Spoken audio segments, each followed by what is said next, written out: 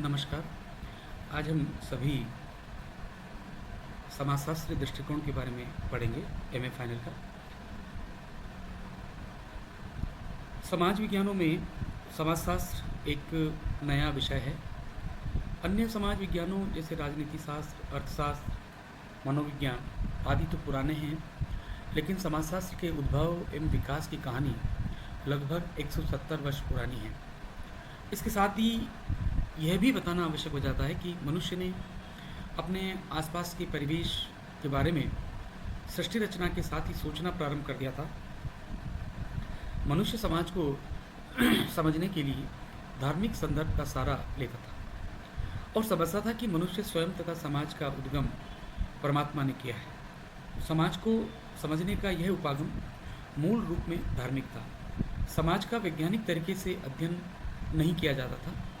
वैज्ञानिक एवं प्रौद्योगिकी विकास की परिस्थितियों ने समाज के प्रति वैज्ञानिक सोच को विकसित किया। इसी से कालांतर में समाजशास्त्र नाम से समाज के एक विज्ञान का जन्म हुआ। वर्तमान समाजशास्त्र समाज के एक विज्ञान के रूप में 1838 में फ्रांस में स्थापित हुआ था। इसका श्रेय फ्रांस के दार्शनिक ऑगस्ट काम्टे को दिया जाता है। काम्टे ने प्रारंभ में सामाजिक भौतिकी का विकास किया और उसके बाद उसे समाजशास्त्र नाम से पुकारा। अब हम उन परिस्थितियों की चर्चा करेंगे जिनके प्रभाव से समाज के विज्ञान अर्थात समाजशास्त्र के प्रादुर्भाव एवं विकास की आवश्यकता हुई।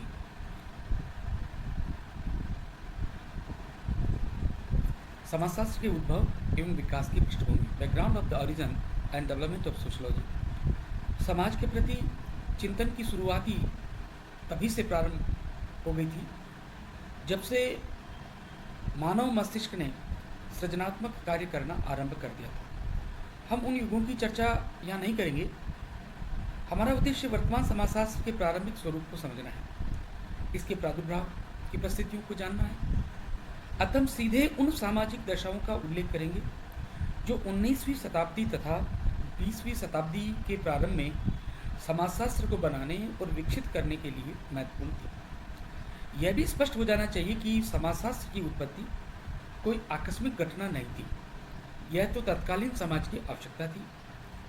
प्रश्न यह है कि ऐसी आवश्यकता क्यों हुई। यूरोप के देशों में राजनीतिक क्रांतियां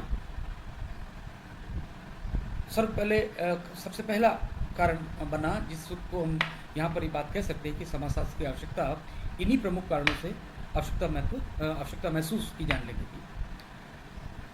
यूरोप के देशों में सबसे पहले जो आता है, यूरोप के देशों में राजनीतिक क्रांतियाँ। समाजशास्त्र की उद्भव की चर्चा फ्रांस की क्रांति 1789 से प्रारंभ हुई। इस चर्चा से पहले यूरोप में ज्ञानोदय आया। ज्ञानोदय ने उद्विकास के सिद्धांत को प्रतिपादित किया। इस आधार पर इतिहास को प्रगति या उन्नति के साथ जोड़ा गया। ऐसा माना जाता है कि फ्रांस की क्रांति के साथ राजनीतिक क्रांतियों का एक क्रम चलता रहा जो कि 19वीं शताब्दी तक जारी रहा। समाजशास्त्र के जन्म का एक उल्लेखनीय कारक क्रांतियों को स्वीकार नहीं किया गया। क्रांतियों से समाज में अराजकता की स्थिति उत्पन्न हो गई। विशेष रूप से फ्रांस में समाज में अवस्था की पुनर्स्थापना करना समाज चिंतकों के लिए बड़ी चुनौती थी। ऑगस्ट काम्ट और दुर्खिम जैसे सामाजिक विचारकों ने उन सामाजिक मुद्दों के लिए अपनी रुचि दिखाई जिनसे समाज व्यवस्था को व्यवस्थित बनाया जा सके। औद्योगिकरण। पश्चिम के कई समाजों में 19वीं शताब्दी एवं 20वीं शताब्दी के प्रारंभ तक राजनीतिक क्रांतियों के साथ औद्योगिक क्रांति ने भी समाज पर अपना प्रभाव दिखाना प्रारंभ कर दिया। औद्योगिक क्रांति पश्चिम की दुनिया की कोई एकमात्र साधारण घटना नहीं थी। इसके फलस्वरूप कृषि व्यवस्था में बदलाव आया और औद्योगिक व्यवस्था स्थापित हो गई। कृषि कार्य छोड़कर लोग उद्योगों में कार्य करने लगे। प्रशासन तंत्र, अर्थतंत्र एवं संपूर्ण समाज व्यवस्था में बदलाव आया। पूंजीवाद के दुष्परिणामों से समाज प्रभावित हो गया। इसी दशा में Karl Marx, Max Weber, Immanuel Durkheim एवं जॉर्ज सिमेल आदि ने औद्योगिक क्रांति के प्रभावों से संबंधित सामाजिक मुद्दों पर अध्ययन करना प्रारंभ किया। नेक्स्ट, समाजवादी दृष्टिकोण। औद्योगिक क्रांति एवं पूंजीवादी व्यवस्था से समाजवादी विचार प्रखर होने लगे। कुछ सामाजिक चिंतक समाजवाद को औद्योगिक क्रांति से उत्पन्न समस्याओं का समाधान बता रहे थे। इन विचारकों में कार्ल मार्क्स अग्रणी थे, जबकि मैक्स वेबर और दुर्खिम पूंजीवाद की समस्याओं के लिए सुधार के उपाय ढूंढ रहे थे। इस प्रकार समाजशास्त्र को बनाने में पूंजीवाद, समाजवाद और दोनों के प्रति विचार देने वाले चिंतकों को भी महत्वपूर्ण कहा जा सकता है या माना जा सकता है। नेक्स्ट स्थिति आती है नगरीकरण की प्रक्रिया। औद्योगिकरण की प्रक्रिया के फलस्वरूप बड़ी संख्या में से रूरल अर्बन माइग्रेशन हुआ, डिस्प्लेसमेंट हुआ। ये लोग ग्रामीण क्षेत्रों को छोड़कर नगर की ओर जाने लगे। नगरों की उद्योगों में उन्हें रोजगार के अवसर उपलब्ध हो रहे थे। बड़े स्तर पर माइग्रेशन से नगरों की समस्याएं बढ़ने लगी। नगरों में पोल्यूशन, अत्यधिक भीड़भाड़, शोर, आवागमन के साधनों की भरमार आदि समस्याओं ने मैक्स वेबर, जॉर्ज सीमेल जैसे प्रारंभ में समाजशास्त्रियों का ध्यान आकृष्ट किया। उल्लेखनीय है कि अमेरिका में भी शिकागो संप्रदाय का प्रादुर्भाव नगरीकरण एवं इसकी समस्याओं का अध्ययन करने के लिए हुआ, क्योंकि सबसे पहले इसी शहर में औद्योगिकरण का शुरुआत देखने को मिलने लगा। धार्मिक प्रभाव, राजनीतिक क्रांति, औद्योगिक क्रांति एवं नगरीकरण ने धार्मिकता को भी गहनता से प्रभावित किया। अनेक सामाजिक चिंतक विभिन्न धार्मिक पृष्ठभूमि से थे। कुछ तो व्यवसाय की दृष्टि से भी धर्म से जुड़े थे। उन्होंने भी समाजशास्त्र को विकसित करने में अपनी पृष्ठभूमि एवं लगाव के अनुसार योगदान दिया। दुर्खिम ने धर्म के बारे में, मैक्स वेबर ने विश्व के प्रमुख धर्मों के बारे में लिखा। इसी प्रकार कार्ल मार्क्स ने भी आलोचनात्मक दृष्टिकोण से धर्म के प्रति अपनी रुचि दिखाई। नेक्स्ट, विज्ञान का प्रभाव। समाजशास्त्र के विकास पर विज्ञान का प्रभाव भी उल्लेखनीय है। जीवन के प्रत्येक क्षेत्र में जब विज्ञान के तकनीकी उत्पादों ने अपना प्रभाव जमाना प्रारंभ किया तो विज्ञान की प्रतिष्ठा ऊंचे शिखरों पर पहुंची। ऑगस्ट कॉम्ट और दुर्खिम भी विज्ञान के प्रभाव में आए। समाज का अध्ययन भी भौतिक शास्त्र एवं जीव विज्ञान के अध्ययनों के समान हो, ऐसा चिंतन प्रारंभ हुआ। मैक्स वेबर जैसे चिंतक ने इस प्रस्ताव के प्रति असहमति व्यक्त की। समाजशास्त्र को समाज का अध्ययन प्राकृतिक विज्ञानों के समान करना चाहिए, ये विवाद का मुद्दा बना। आज तक ये विवाद बना हुआ है, लेकिन समाजशास्त्र को एक स्वतंत्र विद्या बनाने या स्वतंत्र विज्ञान बनाने में विज्ञान को एक कारक के रूप में समझने में कोई विवाद नहीं है। अब तक हमने जिन दशाओं का उल्लेख किया है, इनको हम वे सामाजिक कारक कहेंगे जिनमें समाजशास्त्र का उद्भव एवं विकास संभव हो सका। समाजशास्त्र का यह स्वरूप यूरोप के देशों में 19वीं शताब्दी में एवं 20वीं शताब्दी में के प्रारंभ में विकसित हुआ था। अमेरिका में भी समाजशास्त्र के उद्भव एवं विकास की जानकारी मिलती है। अमेरिका में समाजशास्त्र के उद्भव की निश्चित तिथि बताना कठिन है। सामाजिक समस्याओं से संबंधित एक पाठ्यक्रम 1958 में ओबोर्लिन में पढ़ाया जाता था।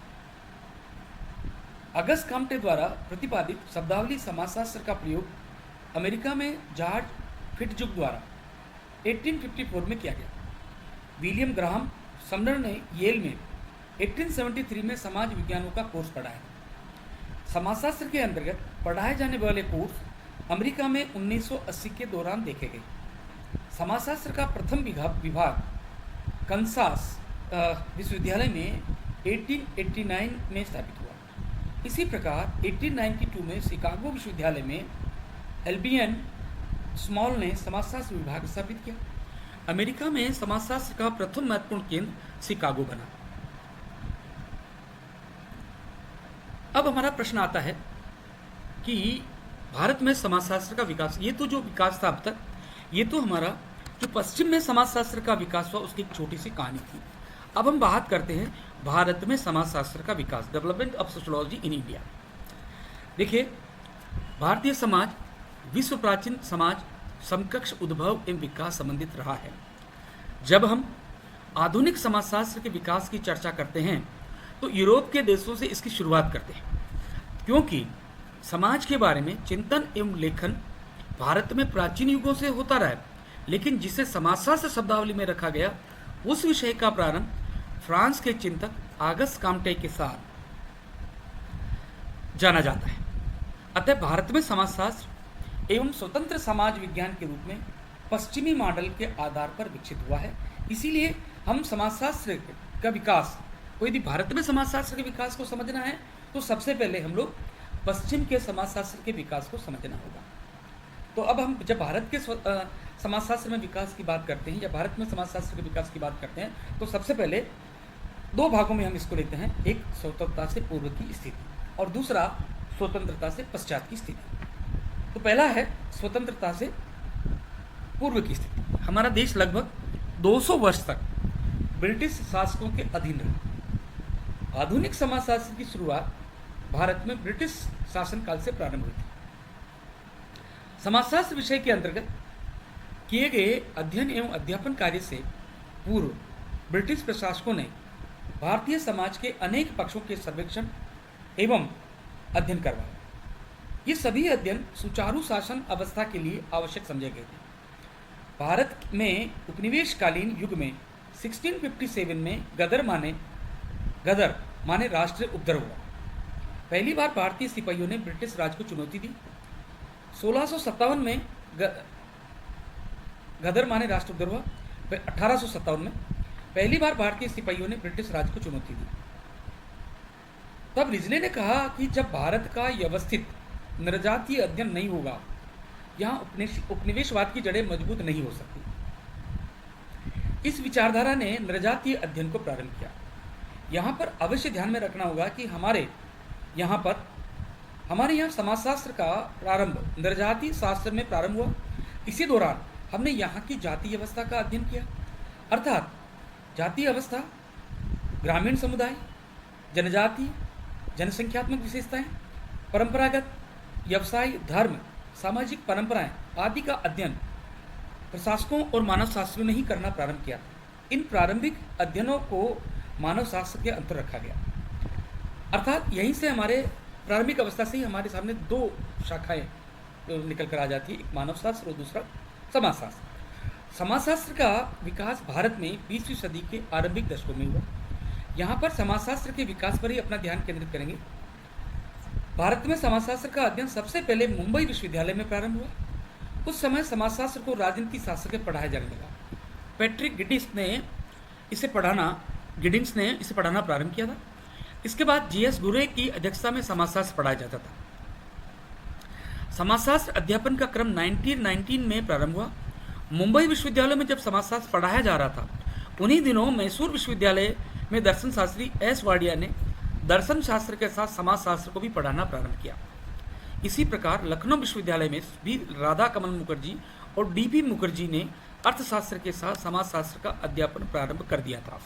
जिस समय भारत में समाजशास्त्र विषय पढ़ाने जाने लगा, उस समय समाजशास्त्र के शिक्षण की दृष्टि से स्वतंत्र रूप में मान्यता नहीं मिली थी। इस प्रकार की स्थिति 20वीं सदी के दूसरे व तीसरे दशक तक बनी रही। इसका कारण यह था कि भारत के समाजशास्त्री ब्रिटिश विश्वविद्यालयों के प्रभाव में थे। यह इसलिए क्योंकि ऑक्सफोर्ड और कैम्ब्रिज विश्वविद्यालयों में भी समाजशास्त्र को स्वतंत्र विषय के रूप में पढ़ाने की मान्यता नहीं थी। धीरे धीरे बाद के दशकों में भारत में विश्वविद्यालय स्तर पर समाजशास्त्र के स्वतंत्र विभाग प्रारंभ होने लगे। देश के स्वतंत्र होने के बाद तो समाजशास्त्र का विकास तेजी से होने लगा। कल अपन पढ़ेंगे स्वतंत्रता के बाद समाजशास्त्र का विकास।